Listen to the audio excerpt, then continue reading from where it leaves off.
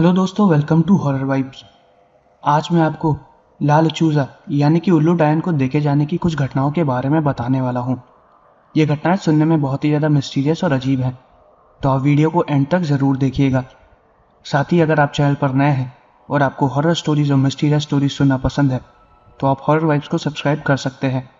और अगर आपके साथ भी कोई अजीब सी घटना घटी हो तो वो सारी घटनाएं आप मुझे मेरे इंस्टाग्राम पर भेज सकते हैं। मैं अपने इंस्टाग्राम का लिंक वीडियो के डिस्क्रिप्शन में दे दूंगा। वीडियो पसंद आए तो चैनल को सब्सक्राइब करना मत भूलिएगा। वीडियो को लाइक ज़रूर करिएगा।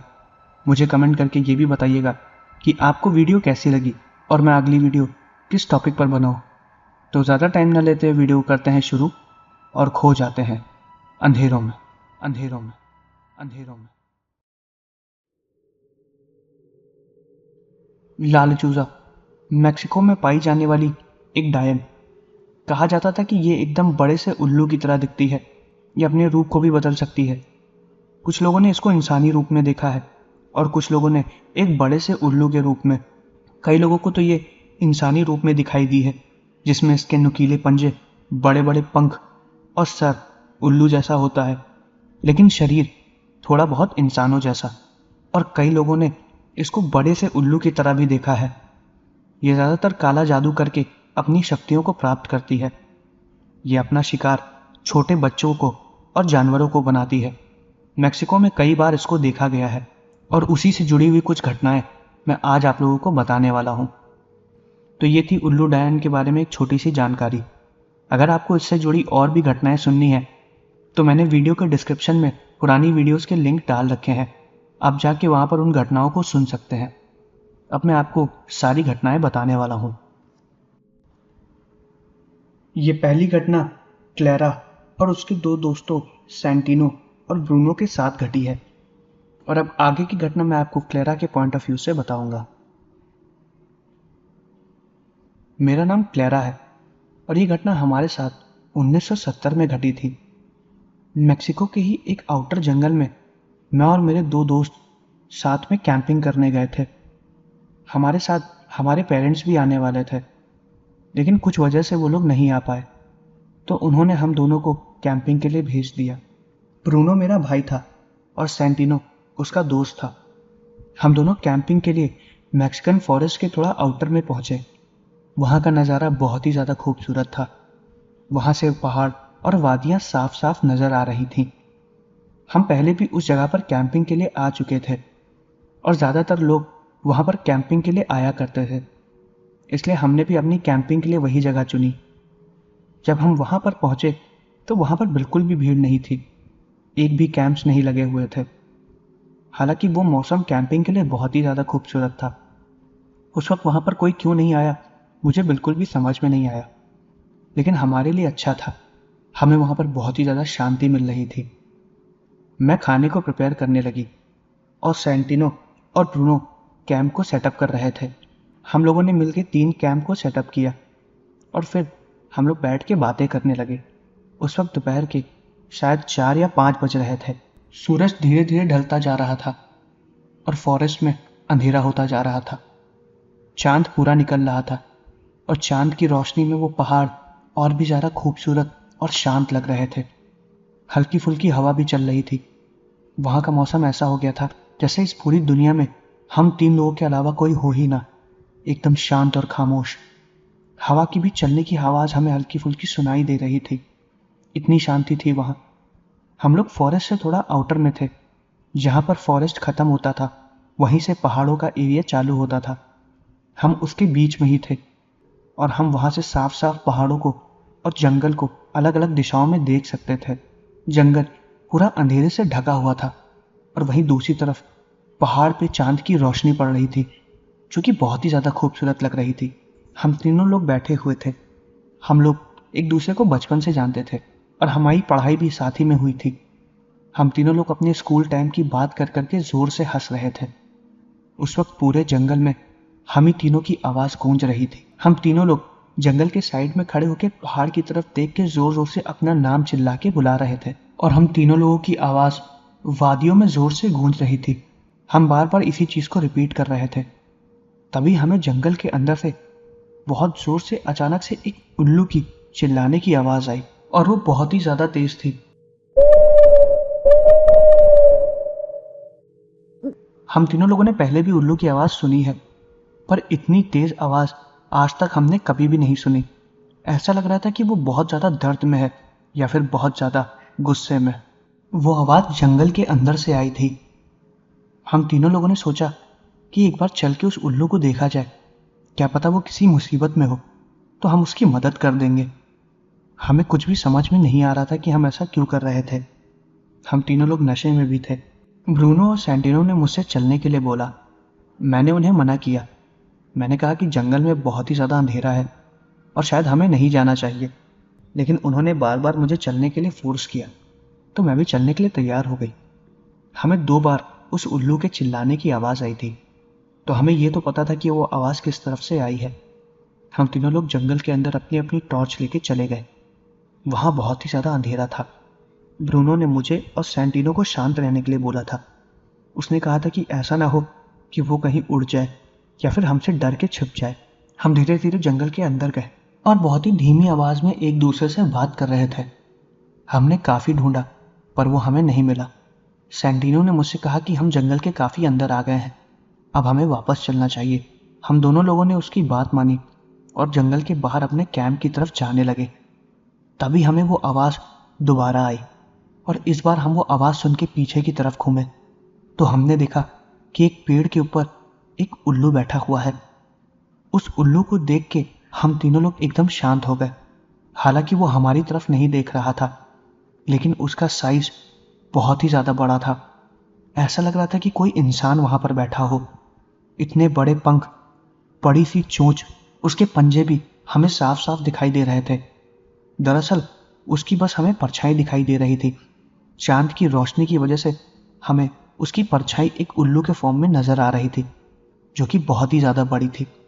उसकी चमकती हुई आंखें मुझे आज भी याद है। हमने अपने पूरे जीवन में इतना बड़ा उल्लू कभी नहीं देखा था। हम तीनों लोगों ने एक दूसरे को शांत रहने के लिए बोला। हमारी आंखों के सामने ही वो उल्लू उड़ते हुए पेड़ से नीचे उतरा। उसके पंख हिलाने से जो हवा बनी, उससे हम थोड़ा पीछे हट गए। वो इतनी जोर का प्रेशर था। हम धीरे धीरे उस झाड़ के पास गए जहां पर हमने उस उल्लू को देखा था। वो उल्लू वहीं पर ही खड़ा था और हम उसके पीछे खड़े थे। शायद वो हमें देख नहीं पाया था। उसके नुकीले पंजे मुझे आज भी याद है। वो एक इंसानी उल्लू था या फिर एक चुड़ैल, मुझे नहीं समझ में आया। हमने जब उसके पंजे के पास देखा तो वहां पर एक बच्चे का शरीर था और शायद वो मर गया था। हमने उसे साफ साफ देखा। उसको देख के सैंटिनो ने मेरे हाथ को पकड़ लिया और ब्रूनो ने भी मुझसे शांत रहने को बोला, वरना मैं जोर से चिल्ला देती। वो एक चुड़ैल थी। उसने हमारी आंखों के सामने ही अपने रूप को बदला और वो एक औरत के फॉर्म में आ गई। ऐसे अजीब सी चीज हमने पहली बार देखी थी। उसके नाक की जगह उसका बड़ा सा चोंच था, बड़ी बड़ी आंखें थी। वो हमारी आंखों के सामने उस बच्चे को अपने दोनों पंजों में पकड़ी और उसे उठा के कहीं दूर लेके चली गई। वो हवा में हमारी आंखों के सामने ही उड़ गई। मुझे ये समझ में नहीं आया कि आखिर उसने ऐसा क्यों किया और वो कौन थी। हम तुरंत अपने कैंप की तरफ वापस भागे और हम तीनों लोगों ने अपना कैंप का सामान दोबारा पैक करना चालू कर दिया। हम काफी ज्यादा घबराए हुए थे। हम बहुत ही धीमी आवाज में एक दूसरे से बात कर रहे थे और तभी हमें उसकी आवाज दोबारा आई। हमने देखा कि वो हमारे सामने ही हवा में उड़ रही है, पहाड़ों के इर्द गिर्द चक्कर लगा रही है और उसके पंजे में उस छोटे बच्चे की लाश फंसी हुई है। उसको शायद हमारे वहां पर होने का पता चल गया था, क्योंकि हमने कैंप फायर जला रखी थी और उसने शायद हमारी कैंप फायर देख ली थी। वो कोशिश कर रही थी कि वो हमारी तरफ भागते हुए आए। सैंटिनो ने और मैंने अपना सामान वहीं पर छोड़ के जंगल की तरफ भागने लगे। ब्रूनो मुझसे रुकने के लिए बोल रहा था, लेकिन जब ब्रूनो ने देखा कि हम दोनों लोग भाग रहे हैं तो उसने भी अपना सामान वहीं पर छोड़ दिया और वो जंगल के अंदर भागने लगा। हम दोनों जंगल के बाहर के साइड निकलने की कोशिश कर रहे थे, जहां से मेन रोड चालू होता है और जहां से हमें कोई लिफ्ट मिल जाती जिससे हम अपने घर की तरफ चले जाते। हम लगातार जंगल के अंदर भाग रहे थे। जल्दी जल्दी में हमसे हमारी टॉर्च भी कहीं गिर गई थी। हमें कुछ भी नहीं समझ में आ रहा था कि हम किस तरफ जाए। रास्ते में भागते वक्त हमें इंसानी हड्डियां दिखाई दे रही थी जो कि जगह जगह पड़ी हुई थी और उस अजीब से उल्लू के चिल्लाने की आवाज भी हमें बार बार सुनाई दे रही थी। वो हमारे ऊपर ही घूम रही थी, जंगल के ऊपर। उसे साफ साफ पता चल रहा था कि हम किधर हैं। हम लगातार भाग रहे थे। तभी अचानक से उस बच्चे का शरीर जो कि उसने अपने पंजे में पकड़ा हुआ था, वो हमारी आंखों के सामने आके गिरा। हमने उसे देखा। हमने फिर उसे ध्यान नहीं दिया और दोबारा बाहर की तरफ भागने लगे। कुछ देर बाद हमें एक हाईवे नजर आया और वहां से ढेर सारी ट्रकें भी गुजरती हुई नजर आई। हम जाके हाईवे पे ही खड़े हो गए और वहां पर ट्रकों को रोकने की कोशिश करने लगे। ट्रक्स रुके भी और ट्रक के रुकते ही हमने अपनी सारी बात उन्हें बताई। ट्रक वालों ने तुरंत हाईवे की पुलिस वालों को इन्फॉर्म किया और करीबन 10 मिनट बाद पुलिस वाले भी वहां पर पहुंच गए। हमने पुलिस वालों को सारी जानकारी दी। पुलिस वालों ने हमारे लोकेशन को भी देखा जहां पर हमने कैंप लगाया हुआ था। हमने पुलिस वालों को उस बच्चे के बारे में बताया जिसको उस चुड़ैल ने अपने पंजे में पकड़ रखा था, और जहां पर उसने उस बच्चे को फेंका था हमने वो जगह भी वहां पर उसको दिखाई। लेकिन वो बच्चा वहां पर बिल्कुल भी नहीं था। पुलिस वालों ने उसे ढूंढने की बहुत कोशिश की लेकिन वो नहीं मिला। हाँ, लेकिन पुलिस वालों को वो इंसानी हड्डियां जरूर मिल गईं जिसके बारे में हमें उन्हें बताया था। पुलिस वालों को हमारी बात पर विश्वास नहीं हो रहा था, लेकिन जब हमने उन्हें उन इंसानी हड्डियों के बारे में बताया तो उनको हमारी बात पर हल्का फुल्का विश्वास हो रहा था। लेकिन फिर भी हमारे पास इस बात का कोई सबूत भी नहीं था कि हमने किसी चुड़ैल को देखा जो अपना रूप बदल सकती है, और इस बात का भी कोई सबूत नहीं था कि हमने एक बड़े से उल्लू को देखा था। उस वक्त हम तीनों लोग बहुत ज़्यादा नशे में भी थे, तो हमारी बात पर पुलिस वालों को और भी विश्वास नहीं हो रहा था। उन्होंने हमारी सारी लोकेशन लिखी और उसी वक्त हमें हमारा सामान पैक करने को बोला। हमारा सामान भी वहाँ पर बिखरा हुआ था, जो कि हमने बिल्कुल भी नहीं बिखेरा था। हमारी कैंप फायर भी बुझी हुई थी। ऐसा लग रहा था कि उस डायन ने हमारे कैंप्स पर भी हमला किया था। हमने सारा सामान पुलिस वालों की नज़र में ही पैक किया और फिर वहाँ से चले गए। उन्होंने हमें हमारे घर पर भी ड्रॉप किया। ये घटना हमारे साथ जो घटी ये बहुत ही ज़्यादा मिस्टीरियस और अजीब थी। हमें पहले उस डायन के बारे में नहीं पता था, लेकिन बाद में जब हम तीनों ने इसके बारे में जानकारी देखी तो पता चला कि वो कोई और नहीं, लाल चूजा ब्रूजा थी, जिसको लोग उल्लू डायन भी कहते हैं। हमारी किस्मत अच्छी थी कि उस दिन हम बच गए, लेकिन वो डायन आज भी उसी जंगल में अपने नए शिकार का इंतजार कर रही है।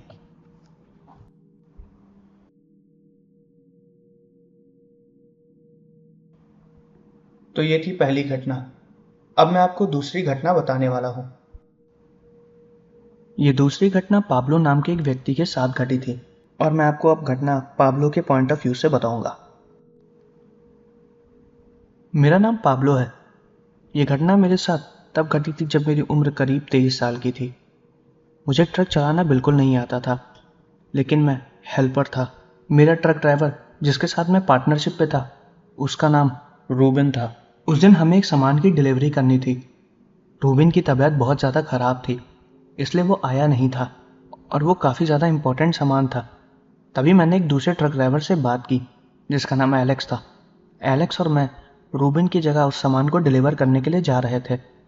मैं इससे पहले कभी भी एलेक्स के साथ नहीं बैठा हूँ। वो काफ़ी ज़्यादा रफ तरीके से ट्रक को चलाता था। मैं उसे बार बार ट्रक को धीरे चलाने के लिए बोल रहा था, लेकिन उसने मेरी बात नहीं सुनी। पता नहीं उसने किस तरीके से ट्रक को चलाया कि ट्रक के गियर में कुछ प्रॉब्लम आ गई और ट्रक बीच हाईवे पे ही खड़ा हो गया।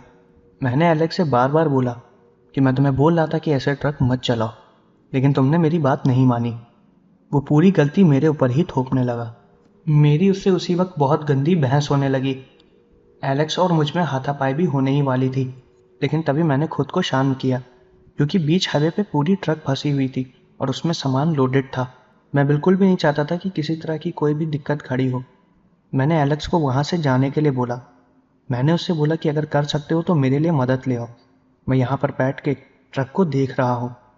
उस वक्त ट्रक मैक्सिकन हाईवे से होते हुए जाती थी और मैं वहीं पर ही खड़ा था। वो हाईवे काफ़ी ज़्यादा सुनसान था। दूर दूर तक मुझे मेरे और एलेक्स के अलावा कोई भी नहीं दिख रहा था। किसी तरह मैंने एलेक्स का गुस्सा शांत किया और उसके बाद उसको मदद लाने के लिए भेज दिया।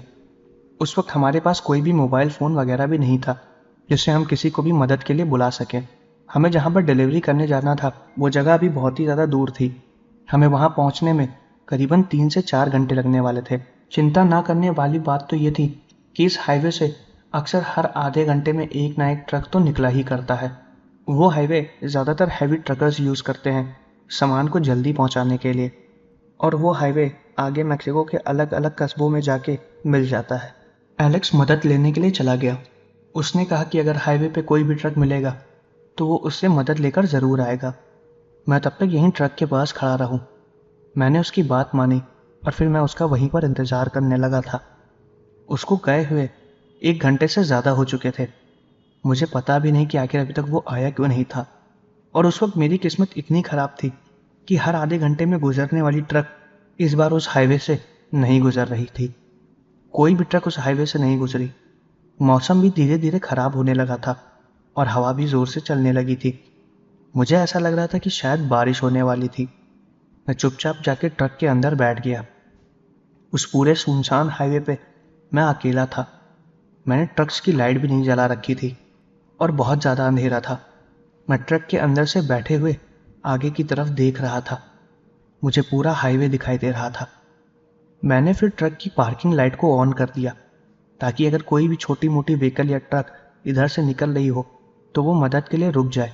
हम ट्रक वाले अक्सर अपने साथ एक बोर्ड रखते हैं जो ट्रक खराब होने पे रोड पे रख देते हैं, तो कोई भी ट्रक वाला अगर वहाँ से निकलता है तो वो उस बोर्ड को देख के हमारी मदद के लिए रुक जाता है। मैंने उस बोर्ड को भी उठा के ट्रक के बगल में पीछे साइड में रख दिया और मैं फिर चुपचाप ट्रक के अंदर बैठा हुआ था। हल्की फुल्की बारिश भी होने वाली थी। मौसम काफ़ी ज़्यादा ख़राब हो गया था। अंधेरे की वजह से मुझे कुछ दिखाई भी नहीं दे रहा था। तभी मैंने सोचा कि मैं ट्रक की टेल लाइट को भी ऑन कर लूँ। मैं ड्राइवर सीट पर गया और टेल लाइट को ऑन किया और जैसे ही मैं बैक मिरर से टेल लाइट की तरफ देखने लगा, मैंने देखा कि वहाँ पर एक औरत खड़ी है जो मेरी तरफ देख रही है। उसका आधा शरीर ट्रक के पीछे था और वो अपनी गर्दन निकाल के मेरी तरफ देख रही थी। मुझे उसके सिर्फ लंबे बाल दिख रहे थे और चमकती हुई आंखें जो कि आधी आधी नजर आ रही थीं। उस वक्त तो मुझे इतना पता चल गया कि वो एक औरत है। मैं उसको देख के एकदम चौंक गया था। वो बस अपनी गर्दन निकाल के ही मुझे देख रही थी। कुछ देर तक मैं उसे देखता रहा और फिर वो पूरी ट्रक के पीछे जाकर छुप गई। मैं बहुत ज़्यादा डर गया था। मुझे लगा कि शायद वो कोई भूत है। मेरी हिम्मत नहीं हुई कि मैं ट्रक से नीचे उतरूं। तभी मुझे ट्रक के ऊपर से किसी के कूदने की आवाज़ आई। वो आवाज़ ऐसी थी कि जैसे कोई ट्रक के ऊपर बहुत ज़ोर से कूदा हो और धीरे धीरे ट्रक के ऊपरी हिस्से पर चल रहा हो। मैं समझ गया था कि कुछ ना कुछ अजीब ज़रूर हो रहा है। कोई मेरे ट्रक के ऊपर टहल रहा था। साफ साफ मुझे ये चीज़ पता चल रही थी। मुझे ट्रक चलाना तो बिल्कुल नहीं आता था, लेकिन मुझे उसके सारे कंट्रोल्स पता थे। मैंने ट्रक को अंदर से लॉक कर लिया और ड्राइविंग सीट पर ही जाकर बैठा हुआ था। अंधेरे की वजह से मेरा डर और ज़्यादा बढ़ता जा रहा था और ट्रक के ऊपर उस चीज़ के चलने की आवाज़ भी मुझे बार बार सुनाई दे रही थी। तभी मैंने ट्रक की बीम लाइट को ऑन किया ताकि अंधेरा थोड़ा ख़त्म हो जाए और उसको ऑन करते ही मेरी हालत ख़राब हो गई। जैसे मैंने ट्रक की बीम लाइट को ऑन किया, ट्रक के ऊपर से वही चीज़ कूद के ट्रक के सामने आके खड़ी हो गई और पूरी लाइट में मैंने उसे देखा। वो कोई औरत नहीं थी, वो एक बड़ा सा पक्षी था जो अपने दोनों पैरों पर खड़ा था। उसकी हाइट करीबन 6 फीट की थी। उसके लंबे लंबे बाल थे और उसकी नाक की जगह लंबी सी चोंच थी। बड़ी बड़ी आंखें। वो देखने में एक उल्लू लग रहा था और वो एक इंसानी उल्लू था, एक बड़ा सा उल्लू। उसने जब मेरे सामने अपने पंख को फैलाया तो वो बहुत ही ज़्यादा बड़े थे। वो शायद मुझ पर हमला करने की कोशिश करने वाला था। उसकी आंखें इतनी भयानक थी कि मैं आज भी उन आंखों के बारे में सोचता हूँ। वो चिल्ला रही थी और वो आवाज़ आज भी मेरे कानों में गूंजती है। मैं चुपचाप खड़े होकर उसको देख रहा था। मेरे हाथ पैर एकदम काम करना बंद कर दिए थे। उसके नुकीले पंजे हाईवे पे रखे हुए थे और हाईवे का वो हिस्सा जहाँ पर उसके पंजे थे वो हल्का फुल्का उखड़ गया था। उसने इतने कस के उस हाईवे को पकड़ा हुआ था। वो मेरी तरफ आई और उसने ट्रक के विंडशील्ड पे ज़ोर से हमला भी किया, लेकिन कुछ भी नहीं हुआ क्योंकि वो काफ़ी ज़्यादा मजबूत था।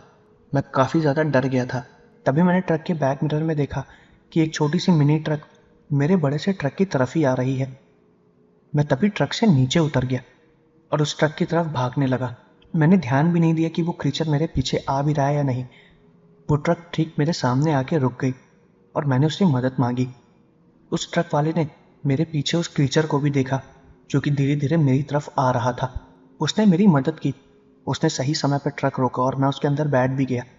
मैंने ट्रक वाले से ट्रक भगाने को बोला, और उसने ट्रक खूब तेजी से भगाया। वो अजीब सी उल्लू हमारा पीछा भी करने लगी थी और उस ट्रक वाले ने जितनी तेजी से हो सके अपने ट्रक को भगाया। हम वहां से करीबन 3-4 किलोमीटर आगे आ चुके थे और अब वो हमें बिल्कुल भी नजर नहीं आ रही थी। मैंने ट्रक और उसमें पड़ा हुआ सामान वहीं पर ही छोड़ दिया था और मैं वहां पर नहीं गया। मैं पूरी रात वहीं पर ही खड़ा रहा। वो ट्रक वाला जिसने मेरी मदद की थी वो मुझे वहीं पर छोड़ के चला गया था। मेरी बिल्कुल भी हिम्मत नहीं हो रही थी कि मैं वहां पर वापस जाऊं। मैंने सुबह तक का वेट किया और फिर सुबह दोबारा मैं उसी हाईवे से निकला।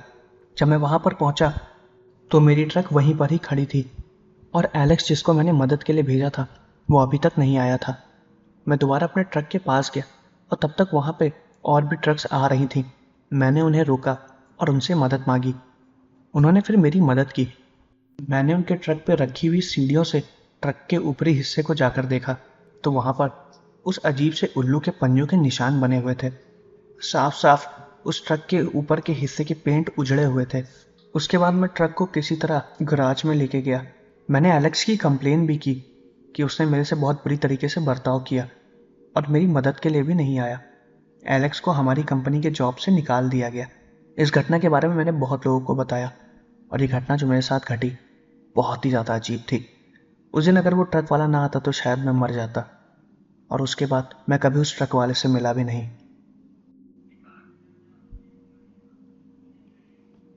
तो दोस्तों ये थी लाल चूजा यानी कि उल्लू डायन को देखे जाने की कुछ घटनाएं। मैं आशा करता हूँ कि आपको वीडियो पसंद आई होगी। अगर आपको वीडियो पसंद आई है तो चैनल को सब्सक्राइब करना मत भूलिएगा। वीडियो को लाइक ज़रूर करिएगा। मुझे कमेंट करके ये भी बताइएगा कि आपको वीडियो कैसी लगी और मैं अगली वीडियो किस टॉपिक पर बनाऊँ। तो मिलते हैं अगले वीडियो में।